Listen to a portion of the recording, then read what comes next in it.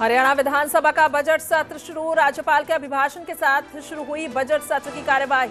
राज्यपाल ने वंदे मातरम के साथ की अभिभाषण की शुरुआत। सदन में हंगामे के आसार।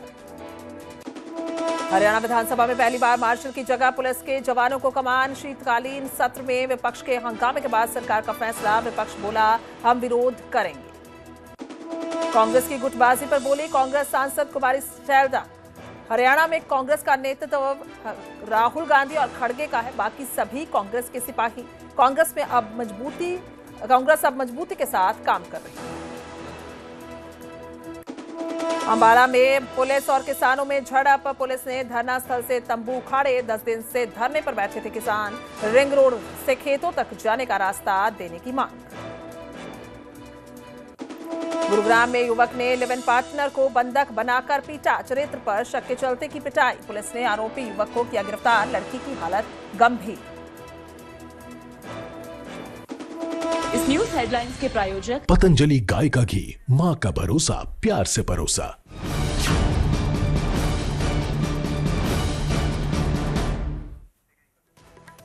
नमस्कार, समय के बुलेटिन में बहुत बहुत स्वागत है। मैं हूं आपके साथ गुरजोत संधू। शुरुआत करेंगे बुलेटिन की। हरियाणा के बजट सत्र का आगाज आज हो चुका है। राज्यपाल के अभिभाषण के साथ बजट सत्र की शुरुआत हो चुकी है। वंदे मातरम के साथ राज्यपाल ने बता दें कि अभिभाषण शुरू किया। अभिभाषण में बोले हैं राज्यपाल असीम Kumar Ghosh.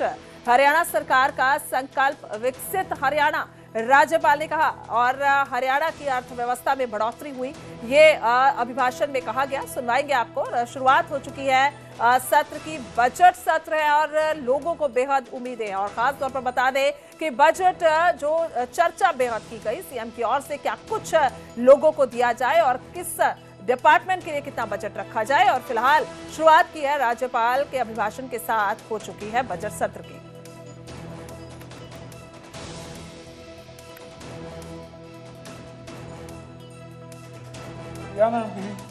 As they participate in our collective journey towards translating the vision of Viksit Haryana into reality.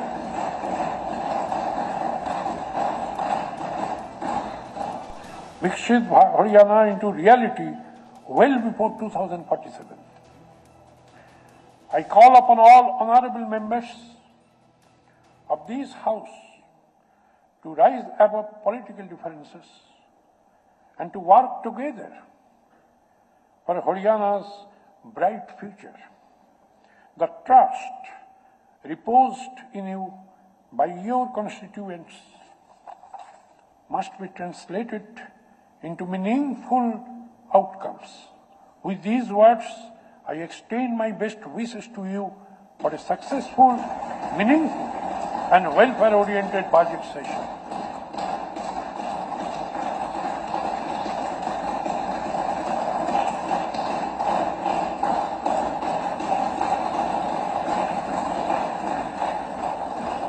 जय हिंद, जय हरियाणा।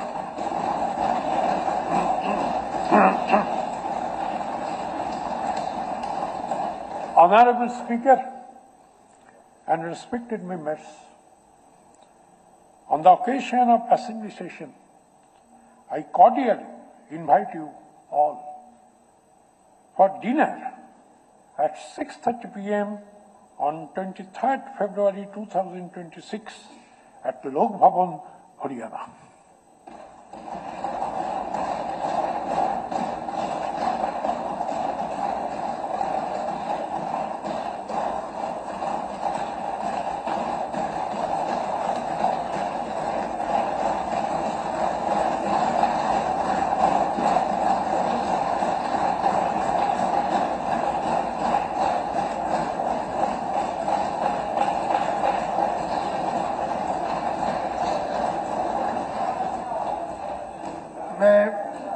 माननीय राज्यपाल महोदय द्वारा सदन में उनके दिए गए अभिभाषण पर हार्दिक आभार प्रकट करता हूं। साथ ही इस अवसर पर लेडी गवर्नर श्रीमती मित्रा घोष जी भी हमारे बीच में स्पीकर गैलरी में उपस्थित हैं। मैं उनका भी आप सब की तरफ से स्वागत करता हूं। माननीय सदस्यगणों से निवेदन है कि वे राष्ट्रीय गान के लिए अपने स्थान पर खड़े हों। जन गण मन अधिनायक भाग्य विधाता पंजाब सिंध गुजरात मराठा द्राविड उत्कल गंगा विंध्य हिमाचल यमुना गंगा उच्चल जलधि तरंगा तव शुभ नामे जागे तव शुभ आशीष मांगे गाहे तव जय गाथा जन गण मंगलदायक जय हे भारत भाग्य विधाता जय हे जय हे जय हे जय जय जय जय हे।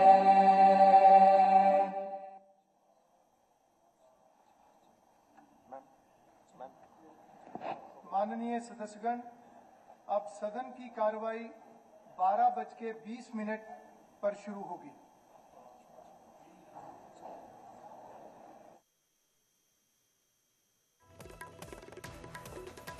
तो कार्रवाई स्थगित हुई है और 12:20 तक कार्रवाई स्थगित की गई। हरियाणा विधानसभा के बजट सत्र का आगाज आज हुआ, अभिभाषण हुआ। राज्यपाल ने अपना अभिभाषण शुरू किया वंदे मातरम के साथ और अभी राष्ट्रीय गान हुआ और उसके बाद कार्रवाई स्थगित कर दी गई और 12:20 तक कार्रवाई स्थगित की गई है। हरियाणा सरकार का संकल्प विकसित हरियाणा है। राज्यपाल ने कहा हरियाणा की अर्थव्यवस्था में बढ़ोतरी हुई है। इसके अलावा भी उनकी ओर से जिस तरीके से काम गिनवाए गए सरकार के, तो आभार व्यक्त किया गया स्पीकर की ओर से भी। तो वंदे मातरम के साथ शुरुआत होती है और अभिभाषण के साथ बजट सत्र शुरू हुआ है और जिक्र ये खास है कि इस बार हंगामा हो सकता है, हंगामे के भरपूर आसार हैं। और दूसरी तरफ बात की जाए तो हरियाणा के पुलिस के जवान जो है वो तैनात होंगे मार्शलों की जगह और इसको लेकर भी विरोधी दल की बात की जाए तो उनको इस पे ऑब्जेक्शन है। उन्होंने क्या कहा कि आवाज उठाई जाएगी इसके लिए, लेकिन अभी शुरुआत हुई है और ये तस्वीरें आपको दिखा रहे हैं, ताजा तस्वीरें। 11 बजे कार्यवाही शुरू हुई थी, बजट सत्र का आगाज हुआ था, राज्यपाल का अभिभाषण हुआ।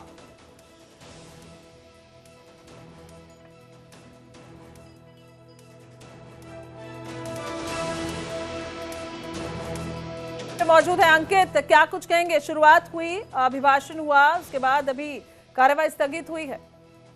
बिल्कुल, राज्यपाल के अभिभाषण के साथ बजट सत्र की शुरुआत हुई। उससे पहले वंदे मातरम का गान हुआ और उसके बाद गवर्नर जब विधानसभा भवन पहुंचे हैं तो उसके बाद उन्होंने जो सरकार का रोड मैप है वो सबके सामने रखा है और पूरी तरह से रोड मैप रखने के बाद अब जो है विधानसभा को अभी स्थगित किया गया है और अभी 12:20 के ऊपर फिर सदन की कार्रवाई एक बार फिर से शुरू होगी और उस समय जो ऑर्बिटरीज हैं, जो दिवंगत आत्माएं हैं, उनको श्रद्धांजलि दी जाएगी। जो पिछले सत्र से लेकर के इस सत्र के बीच में जो दिवंगत आत्माएं हुई हैं, जो जिनका निधन हो गया है, तो उनको श्रद्धांजलि दी जाएगी। तो आज का जो कार्यकाज है वो यही रहने वाला है। तो अभी 12:20 पर सदन की कार्रवाई दोबारा से शुरू होगी। जी, इसके अलावा ये भी जिक्र करेंगे अंकित, जवान जो है वो तैनात किए जाएंगे, पुलिस के जवान तैनात किए गए और मार्शलों की जगह पर, इसको लेकर क्या कुछ विरोधी कहते हैं? बिल्कुल बिल्कुल, अभी क्योंकि हालांकि अभी जैसे ही शुरू हुआ है क्योंकि सदन, लेकिन एक फैसला जो विधानसभा की ओर से लिया गया है कि विधानसभा भवन के अंदर और जो विधानसभा है उसके अंदर जब सेशन चलेगा तो उस समय हरियाणा पुलिस के जो जवान हैं वो अब तैनात होंगे, क्योंकि पहले जो मार्शल तैनात होते थे और मार्शल जब भी कोई नेम किया जाता था या वॉकआउट कोई विधायक या पार्टी करती थी तो उनको अगर वो बाहर नहीं जाते थे तो जबरदस्ती उनको बाहर लेकर के जाया जाता था और वो मार्शल लेकर के जाते थे बाहर। और लेकिन अब उनकी जगह हरियाणा पुलिस के जो जवान हैं वो लेकर के जाएंगे। तो ये ऐसा, हालांकि जब हमने सरकार के लोगों से ये बातचीत की तो उन्होंने बताया कि 2010 से पहले भी यही व्यवस्था थी और 2010 के बाद ये व्यवस्था चेंज हुई थी जिसमें मार्शल वो करते थे, लेकिन अब दोबारा से व्यवस्था लागू की जा रही है। जी, शुक्रिया बहुत बहुत अंकित तमाम जानकारी के लिए। तो रोड मैप बताया गया है सरकार का, क्या कुछ रहेगा, किस तरीके से काम करा जा रहा है और किया जाएगा। आगे बढ़ेंगे खबरों में। पहलवान सागर धनखड़ हत्या का मामला है, इस मामले में बड़ी खबर है। पहलवान सुशील कुमार की जमानत याचिका पर नोटिस जारी हुआ है। दिल्ली हाई कोर्ट ने बता दें कि दिल्ली पुलिस को नोटिस जारी किया है। दिल्ली पुलिस ने हाई कोर्ट से रिपोर्ट दाखिल करने के लिए समय मांगा है। तो 4 मई को मामले की अगली सुनवाई होगी। पहले बता दें कि सुप्रीम कोर्ट ने सुशील कुमार की जमानत याचिका रद्द कर दी थी और सुप्रीम कोर्ट ने दिल्ली हाई कोर्ट के जमानत देने के आदेश को रद्द किया था। तो अपने आप में बड़ा मामला पहलवान सागर धनखड़ के साथ जुड़ा हुआ सीधे तौर पर यह मामला उनकी हत्या का मामला और जमानत याचिका पर नोटिस जारी हुआ है। अब दिल्ली हाई कोर्ट ने दिल्ली पुलिस को नोटिस जारी किया है और दिल्ली पुलिस ने हाई कोर्ट से रिपोर्ट दाखिल करने के लिए समय मांगा है। उन्होंने कहा कि हमें समय चाहिए रिपोर्ट दाखिल करने के लिए। तो 4 मई को अगले इस मामले में अगली सुनवाई होनी है और पहले सुप्रीम कोर्ट की बात की जाए तो सुशील कुमार की जमानत याचिका जो है वो रद्द कर दी गई थी। तो शंकर आनंद मेरे से होगी फोन लाइन पे। शंकर, क्या कुछ इस मामले में आपके पास पूरी जानकारी? देखिए, पहलवान सागर धनखड़ की हत्या से जुड़ा जो मामला है, इस मामले में जिस तरह से ओलंपियन पहलवान जो है सुशील कुमार की जमानत याचिका पर आज नोटिस जारी किया गया है और दिल्ली हाईकोर्ट ने दिल्ली पुलिस को इस मामले में नोटिस भेजा है। उसके बाद दिल्ली पुलिस ने दिल्ली हाईकोर्ट से विस्तृत स्थिति रिपोर्ट दाखिल करने के लिए समय की मांग भी की है। हालांकि इस मामले में अगली सुनवाई के लिए वक्त मुकर्रर कर दिया गया है। 4 मई को इस मामले में अगली सुनवाई होगी और इससे पहले सुप्रीम कोर्ट ने सुशील कुमार की जमानत याचिका जो है उसको रद्द कर दिया गया था। इस मामले में सुप्रीम कोर्ट में काफी विस्तार से सुनवाई भी की गई थी, लेकिन सुप्रीम कोर्ट ने उस वक्त में सुशील कुमार की जमानत याचिका जो है वो रद्द कर दी थी और सुप्रीम कोर्ट ने कहा था कि हाईकोर्ट के जमानत देने के आदेश को रद्द कर दिया गया था। तो एक तरह से कह सकते हैं कि इस मामले पर जिस तरह से ओलंपियन कुमार की जमानत याचिका पर नोटिस जारी किया गया है और दिल्ली हाईकोर्ट ने दिल्ली पुलिस से को भी नोटिस जारी किया गया है। तो इस तरह से देखना लाजमी होगा कि जब इस मामले में अगली सुनवाई 4 मई को होगी तो किस तरह से उस रिपोर्ट की कॉपी जो है दिल्ली हाईकोर्ट में दिया जाएगा। दिल्ली पुलिस के द्वारा तमाम जानकारियां भी दी जाएंगी और होगी वो बेहद महत्वपूर्ण मानी जा रही है। जी, बहुत बहुत शुक्रिया शंकर तमाम जानकारी के लिए, धन्यवाद।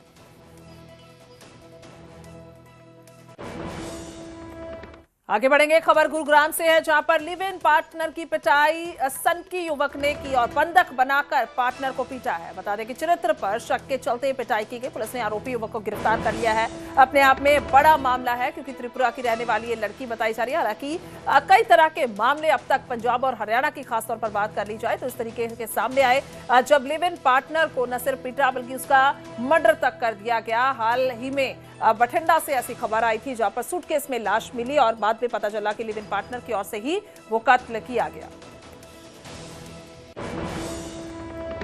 सोनीपत में नशे में धुत शख्स ने जोरदार हंगामा किया। शराब के नशे में कई गाड़ियों की तोड़फोड़ की और तोड़फोड़ करने की तस्वीरें भी सामने आई हैं। शराब के नशे में मजदूरों को भी पीटा गया है। सोनीपत से यह खबर है और तस्वीरें भी सामने आई हैं। शराब के नशे में धुत जो है ये कार्रवाई की गई। कह लें कि इस तरीके से जोरदार हंगामा हुआ। नशे में धुत शख्स ने हंगामा किया है। शराब के नशे में कई गाड़ियों में तोड़फोड़ की है। तोड़फोड़ करने की तस्वीरें सामने आई हैं और मजदूरों को भी पीटा गया है शराब के नशे के चलते। और सोनीपत से एक खबर है, हंगामे की ये खबर है। हंगामे की तस्वीरें भी कुछ सामने आई हैं और कई गाड़ियों की तोड़फोड़ की गई। सीधे तौर पर न सिर्फ नुकसान की बात की जाए तो माली नुकसान काफी किया गया। गाड़ियों की तोड़फोड़ की गई, इसके अलावा मारपीट की गई है। मजदूरों को इस मामले में पीटा गया है, हंगामे के दौरान पीटा गया है। सोनीपत से ये खबर है।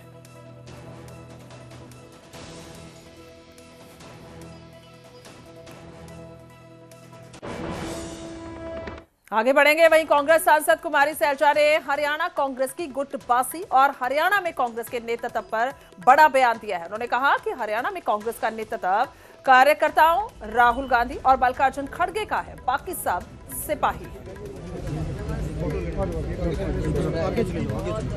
यहाँ पर नेतृत्व हमारे कार्यकर्ता का है, राहुल जी का, खड़गे जी का है, बाकी सभी लोग सिपाही हैं। देखो, आपको सच्ची बात बताऊं, बजट कई आए लेकिन बजट में हम क्या देखें, क्या उम्मीद करें। अब तो सभी लोग बिल्कुल ही नाउम्मीद हो चुके हैं कि फिर इन्होंने कोई नई बात दे देनी है या पुराने नाम बदल देने हैं, ऐसा दे देंगे और अगला बजट आएगा फिर कोई और बात आ जाती है। सिवाय इसमें राजनीति के हमें कुछ दिखता नहीं है। तो बजट वो होना चाहिए कि जो आम लोगों के लिए कुछ बेहतरी लेकर आए, विकास को। हरियाणा इतना कर्ज में डूबा जा रहा है।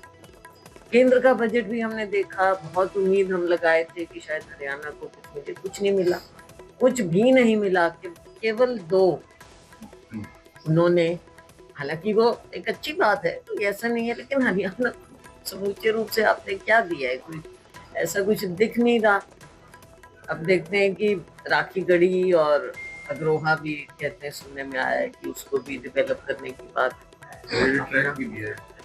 हाँ, वो तो अम्बाला तक वही उसको डबल करना है। हाँ, तो वो अपने यहाँ वाले रेलवे लाइन का क्या हुआ? बताओ, यहाँ से जो यमुनानगर से चंडीगढ़ तक की रेलवे लाइन सालों साल हो गए, मैंने भी बहुत मेहनत उसमें कोशिश की। अब ये सरकार तो बिल्कुल जैसे भूल ही गई। स्टेज पर हुक्का लेकर पहुंच गए थे। खैर, आगे बढ़ेंगे खबरों में। अंबाला से खबर है, जहां पर पुलिस और किसानों में झड़प हुई। पुलिस ने धरना स्थल से तंबू उखाड़ दिए और 10 दिन से धरने पर बैठे थे किसान। अंबाला में बन रहे रिंग रोड को लेकर विवाद हुआ और गांव सपेड़ा और आसपास के ग्रामीण प्रोजेक्ट का विरोध कर रहे हैं और रिंग रोड से अपने खेतों तक जाने का रास्ता देने की मांग की जा रही थी और लगातार 10 दिन से यह धरना चल रहा था। लेकिन यहाँ पर कार्रवाई की गई, पुलिस और किसानों में झड़प भी हुई है। यह तस्वीरें सामने आई हैं, किस तरीके से उनको बस में बिठाकर लेकर जाया जा रहा है। तंबू उखाड़ दिए गए पुलिस की ओर से किसानों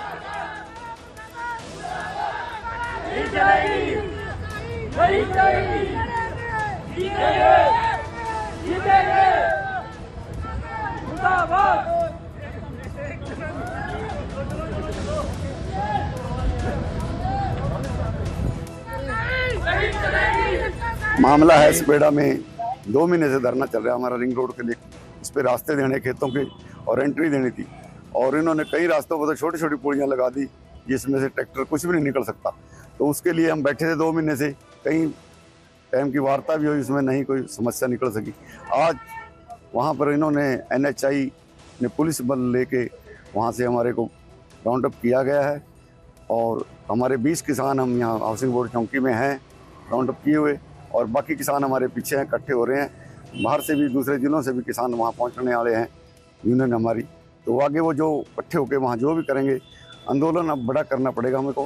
कल हम दोबारा ये रोड रोकेंगे, हमारी चेतावनी है NHI को, वो जितना मर्जी जोर लगा ले, कल हम दोबारा फिर ये प्रोग्राम बंद करेंगे उनकी। जो है कुछ समय में जो है वो अंबाला पहुंचने वाले हैं, आगे क्या कुछ है वो? देखो वो पहुंच रहे हैं वहाँ पे खुड्डा में, जहाँ किसान इकट्ठे हो रहे हैं, वो आएंगे। राष्ट्रीय अध्यक्ष हमारे वो सोच समझ से जो भी काम करेंगे तो ठीक ही करेंगे।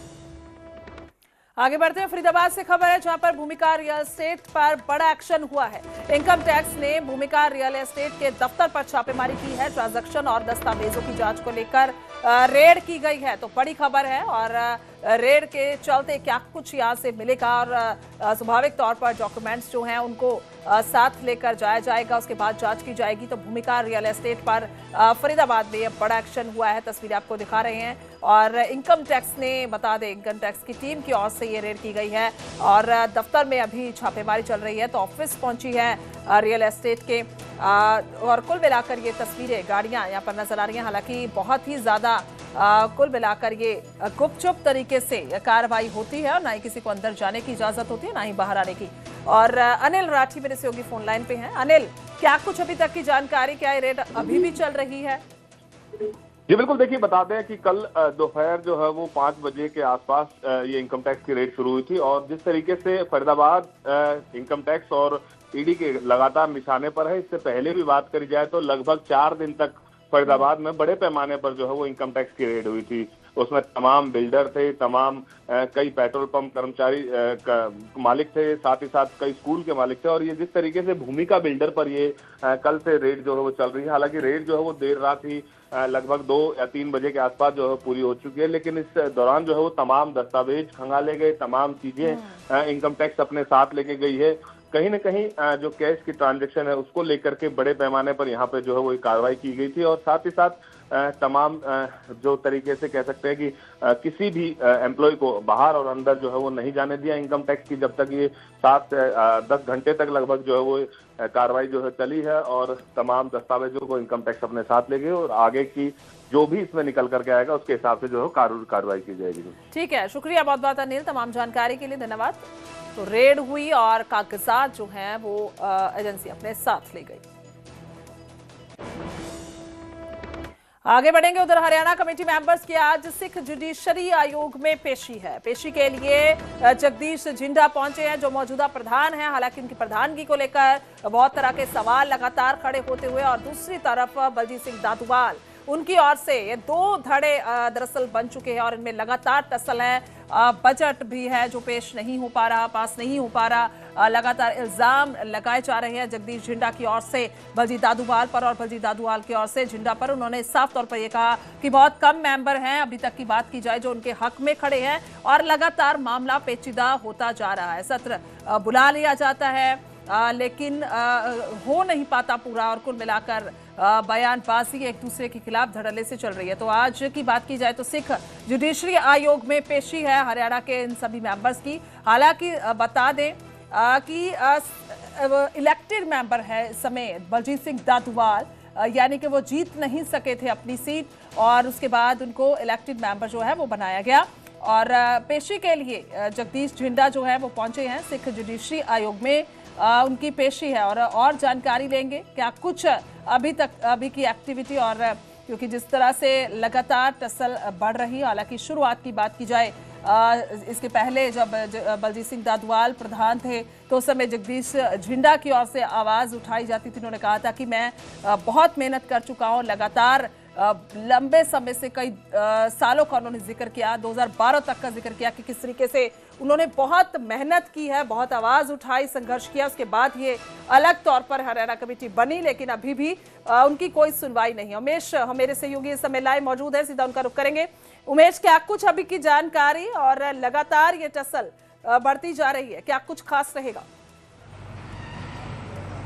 जी देखिए, जब भी कोई मामला जुडिशल कमीशन या कोर्ट या कहीं भी पहुंचता है तो उसके तकनीकी पहलू बदल जाते हैं, क्योंकि फैसला जो करना होता है वो कोर्ट ने या कमीशन ने या जज ने करना होता है। फिलहाल तस्वीरें दिखा देते हैं। जगदीश झिंडा और उनके जो समर्थक हैं वो सेक्टर 17 चंडीगढ़ जो कमीशन